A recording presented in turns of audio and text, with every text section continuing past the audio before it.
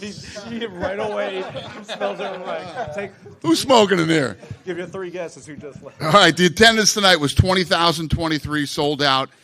Gate was 11.01 million, highest grossing event in the arena's history. Fight of the night: Elliot, Lerone, Carlos, and Hamzat. They all won $50,000. Hi. Hello. We'll start with the main event. Incredible energy in the crowd, incredible fight itself. Hamzat's performance, was unbelievable. Yeah. Give us your takeaway of it. And did you see before this fight that being the possible way it was going to play out? No. The lead up to this fight, I said, I bet the main event is the fight of the night. Didn't see that coming, but not shocked either. I mean, you go in and dominate the way that he dominated. If you can do it the first round, more than likely you're going to do it the second and throughout the rest of the fight. Yeah. There was a time, and it was in the promos leading up to this fight, you said Hamzat was special, one of the most special guys you've ever seen. Do you think he's lived up to that yet, or does he still have a little ways to go because he's been a bit more inactive since the night on when we were on Fight Island? He said, "I want to fight next Saturday." Ever since then, the guy's been a rocket ship, and obviously is very popular too. People love him. Fighting back here in the United States, and obviously Chicago loved him too. Do you hope that he can maybe start getting back towards the levels of activity we saw at the beginning of his UFC career? He's the champ now, so. Okay. And what did you think of DDP's performance, right? Obviously, he was outmatched in the wrestling, never gave up, though. Even in the last round, he started landing his own shots. What did you make of DDP and his toughness to survive 5 rounds? Yeah, I mean, first of all, I had every round at 10-8, maybe except for the last round. But to be in the position that he was in and the crucifix and just getting dominated on the ground and punched in the face and elbowed, and it's a very frustrating place to be in. I thought he handled it well and came out every round, trying to get in the fight and try to win. Yeah. Impressive. On the crucifix, it's a weird one, right? They're landing strikes. He's landing like 200 punches around, but they're not quite hard enough to end the fight. Are you glad the referee doesn't wave a fight off in that position? Listen, I don't know how hard they are, and I don't want to fucking know how hard they are. Nobody wants to be in a crucifix getting punched in the head like that. It's got to be the most frustrating, suck the heart and soul right out of you type thing to happen. And just getting dominated on the ground the way that he did is no fun for anybody. I wouldn't say that, he's getting pitted-patted striked. I mean, his face was pretty busted up. The knees that he was taking to the body and to the legs and the hips, and it's going to be a long ride home to South Africa. And then Lerone Murphy, I don't think anything is guaranteed in this sport in terms of getting title shots and stuff like that, but if there's a way you could get as close to guaranteed as possible, he must have done that tonight with that spinning elbow. Yeah, it's a weird thing to say with a guy who has a record like he has and sits where he sits in the division to say that tonight was sort of a coming out party for him, but it definitely was. Alex Volkanovski has said he would like to fight him in December. It's not often you see a champion calling out the challenger. Could be interested. I love it. And then as far as Carlos Prates, another spinning back elbow and finish, crazy stuff. Wants to fight in Rio. You gave him that fight against who, we're not sure. But MVP was here earlier and said he would step in and fight in Brazil. Yeah. We'll see when we get back. And, Jeff Neal came in very confident that he was going to finish him and knock him out. And for Carlos what an unbelievable performance he put on. Incredible fight. And were there any medical updates on Jeff and Aaron? Because they were down for a while after those knockouts. Yeah, well, Pico was transferred, and I haven't heard anything about Jeff. I think he's okay. But Pico, I'm no doctor, but I'm going to say he has a concussion for sure. But we haven't heard anything back that anything bad is happening. He's getting checked for his head and face. Tim Elliott just became, I think, the tied Figueiredo for the most wins in UFC flyweight history. His next fight, he says, is his last on his contract. Are you interested in staying in the Tim Elliott business? Absolutely. I mean, look at what he did tonight, how he came out and performed. Yeah. And then by Sanger, the guy you labeled Billy at the Jimmy at what did you make of his performance? Obviously, a lot of hype coming in. A bit of a rocky first round, but he still pulled it off. Yeah, listen, if you look at what this guy did, he takes the fight on 4 days' notice, wins, and comes back and fights another fight on 4 days' notice. I mean, just the pressure alone of what that kid probably had to deal with is impressive. And I also love Nolan. I went up there and told him after the fight, go home, relax, spend some time with your family, enjoy yourself. You're not going anywhere. We're going to sign him to a deal. Just last one for me. I don't know if any fighters have talked to you, but I guess there was some issue with the official scale at weigh-ins. A lot of fighters were heavier than their scales were. Did that get back to you? And a lot of them were like, can we just get digital scales at this point? Not at all. It's the first I'm hearing of it. I guess MVP, they said he was overweight for middleweight. Dricus was very annoyed that the scale he was using all week was not the same as the official scale and stuff like that. Yeah, that's interesting. A lot of fights don't come to Chicago. We haven't been here in 6 years, so I don't expect things to always be perfect. Nothing's ever going to be perfect, but the event went very well. I thought the officials did a great job, and I didn't hear about the scale. But that's a pain in the ass. I agree. It's unfortunate that it happened. Dana, speaking of the scales, Brian Battle missed weight for this card. It was second straight weight miss in 2 different divisions. People are just wondering kind of what his status is after that. I haven't thought about it yet. We'll get home and figure it out. Yeah. How big do you think Khamzat can be? Like, our numbers this week have felt, kind of extraordinary. I don't know it, the pay-per-view, all that type of stuff. I agree. No, we felt the same. Yeah. Do you feel like he can be the biggest star in the sport soon here? Yeah. I mean, he's a big star now. He's a big star. When you're asking me, you're saying how much bigger can he be? I don't know. We'll see. But he's already a big star. Everything about this fight was big, from pay-per-view to all the numbers that we were looking at. And just being here in Chicago, the last 3 days here felt big. Tonight in the arena was insane. Yeah, he's a star. I don't know if you're asking me how much more of a star can he be. We'll see. He had said all fight week he wants to turn around and fight in Abu Dhabi. Is that something you would consider, or do you feel like with the heavyweight title already on that card, like he maybe? I just had a kid fight Tuesday and wanted to turn around and come here. I would Abu Dhabi. I would definitely consider. Yeah, and so many great potential contenders right now. Right, we had the great Fluffy win, Renier de Ridder. We have a huge fight in Paris.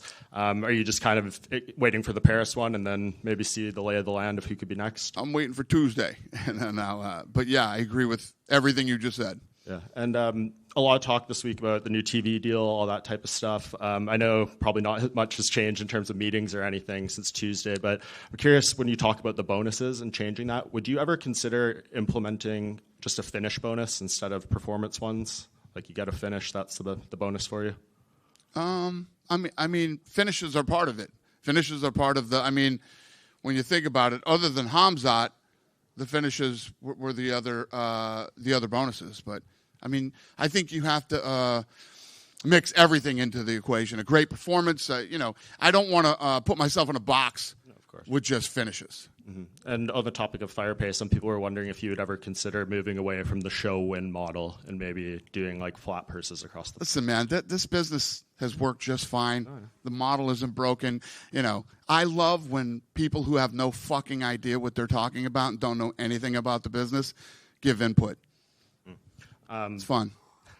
There was a report that the UFC Apex is going to be expanded to have like 10 to 15,000. That was the biggest bullshit story ever written. It's fucking unbelievable. They quoted people that literally said nothing to them, never spoke to them or anything. That entire story was a fucking absolute bullshit lie. The craziest thing we've ever seen. I fucking called Lene and said, Lene, this whole story is a lie. Everything about it is a lie, including the people that they quoted. Never talked to them.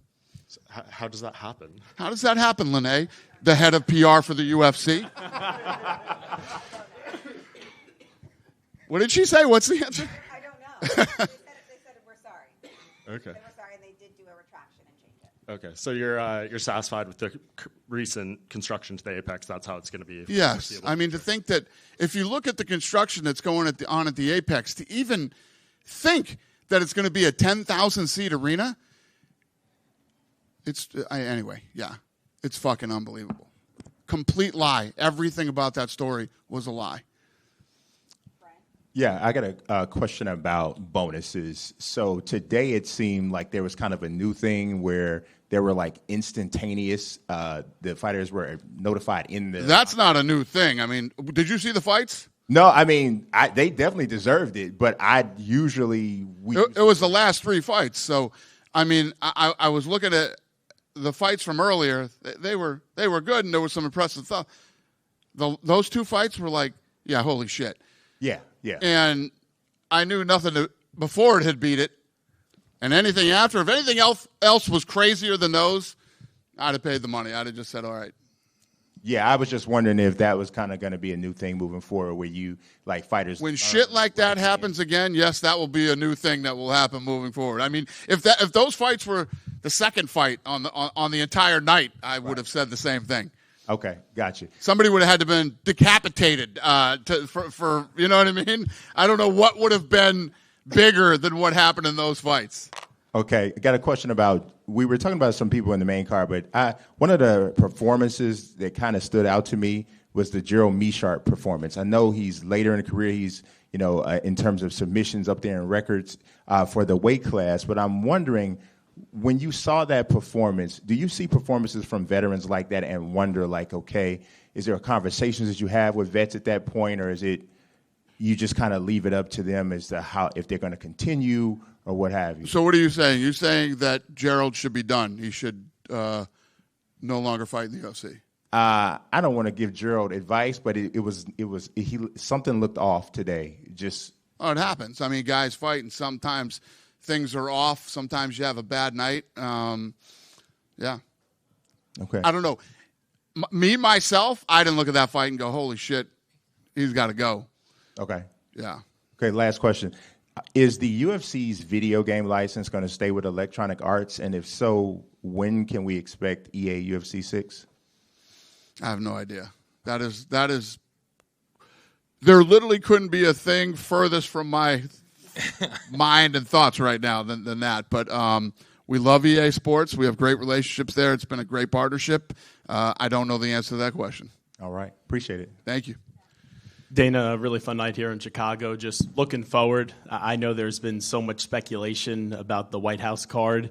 I've seen a lot, obviously, of what you said recently to Jim Rome. Just wondered, at this point, is there anything in the next few months or several months that Jon could do where you could say, okay, I actually trust him to put him on that card? Let me ask you, what do you think Jon would do in the next couple of months that would make me trust putting him on the White House card? Well, I would not trust him, but I would like to see him fight Aspinall on that card down the road. So I already said that I don't trust him, and you're asking me what could he do for me to trust him in the next 3 months.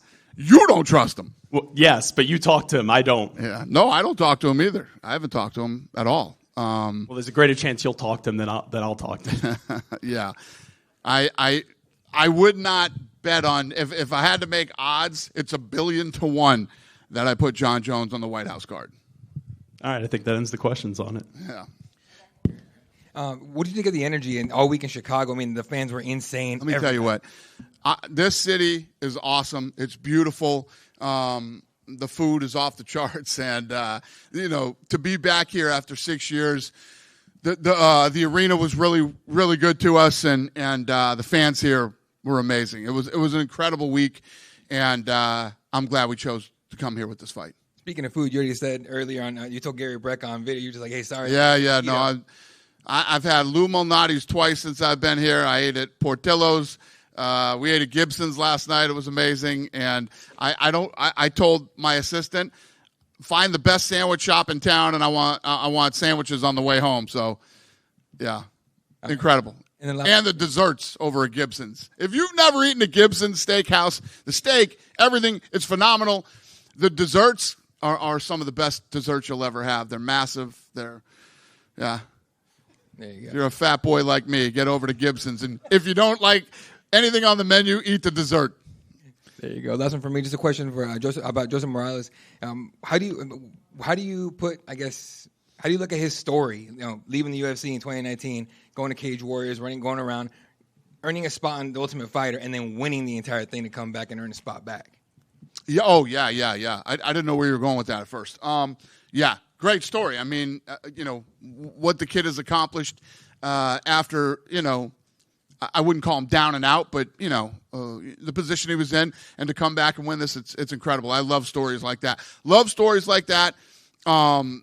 And I love, for these two kids to come off the Contender Series. He comes off the Contender Series, and then Nolan takes the fight on 4 days' notice. They come in and put on a fight like that. I put them on the main event on ESPN, and they come in and deliver like they did. I love that shit. This is what it's all about. That's why I told Nolan, go home. Enjoy yourself. I respect you for stepping up, and you're not going anywhere. And that kid's a dog. I mean, he fought like a dog. Former Marine, another great story. I love it. So we're going to take care of him. We'll see him fighting again in the UFC. Right here in the middle. Go ahead. Sox hat. Oh, yeah. Everybody's been saying it all week. It's been 6 years since the UFC has returned to, or has been in Chicago. Was there any specific reason why it's taken so long? Yeah, COVID. COVID happened, and then once the world started, you knew my stance during the whole COVID thing. We went through COVID, and then when everything opened up again, I was only going to states that were easy to do business in, and only going to states that would let me do full arenas. So that happened for a couple of years or whatever, and then then we hadn't been to so many places. There's so many options right now. But like I said, it's good to be back. And as you said, there's so many options, but with a night like tonight, is Chicago sort of on the top tier of that list after tonight? Yeah. I mean, I love Chicago. I literally have been up here yapping for 15 minutes about how much I love it here. We'll just have to see how this plays out. Schedule-wise and with the new network and all the things that we got going on. We'll see. But, yeah, I mean, I'm going to come back to Chicago as much as possible. Thank you. Thank you. Dana, over here real quick. Speaking of the new network deal, how much, I know you probably want to build as big of a card as possible for that first Paramount card. When do you guys start putting that together, and are you wanting this to be kind of like one of those super cards that you were talking about putting simulcasting on CBS, or will this just be kind of more of a traditional great card that you guys put on? Here's the thing about being in this business, right? If you look at all the things that we accomplish, and at the end of every year, I'm always sitting in front of you guys going, I don't know how we're going to beat this last year, but we always seem to do it. You never stop proving yourself. You always have to get out and keep grinding. And in September, we're getting together. We're getting both the teams, my team and their team, together. We're going to start game planning and working on how this is all going to work and how we can all work together. And ESPN has been incredible. These guys are like, we're going to help you as much as we can in the transition. Anything you need from us. We have an incredible relationship with them. I still have an incredible relationship with Fox. And we had a good relationship with Spike when we left there too. The guy Philippe Dumont, I'm sure you've all heard me and how I feel about that fucking guy, but who was one of the executives at the company back then. I'm not a fan of, but every other relationship I've ever had with all these networks, I still have, and nothing. There'll be no difference with ESPN when we leave. And I don't know what the fuck you asked me or where I'm going right now, but we got a lot of work to do. That's the answer to your question. And then, speaking of the deal, and I know obviously you still have a great relationship with ESPN. The Contender Series is still on ESPN. Do you guys have kind of an ETA of what you're looking at in terms of the rights deal for Tough and the Contender Series? Because I believe you said that was not part of the original deal with that Paramount. Yeah, so what's your question about it? Do you guys have kind of a rough timeline of when you're wanting to get a rights deal for those two entities? We haven't even got the teams together to talk yet, and there's still a lot of work to do. Right. Thank you, Dana. Yep. Dana over here. Former Celtic Kristaps Porzingis, he said he was interested in fighting for the UFC, and his post-NBA dreams were to be in MMA. What are your thoughts on that, and would you be open to that now that he's not on your Celtics? I like him. He's a great guy. That's a tough transition to leave basketball and come fight in the UFC. But I love that that's how he feels, and we'll see when he retires. And once you'd have to fight some amateur fights, and once you get a couple fights under your belt, or one, you might change your mind. I don't know. We'll see. But I like him. I'm not gonna, say I wouldn't do anything with the guy or anything like that. consider him a friend. So, Congrats on a great night. thanks, brother. Appreciate it. You guys done with me? Yeah? Have a great night. Thanks, guys. And thank you, Chicago.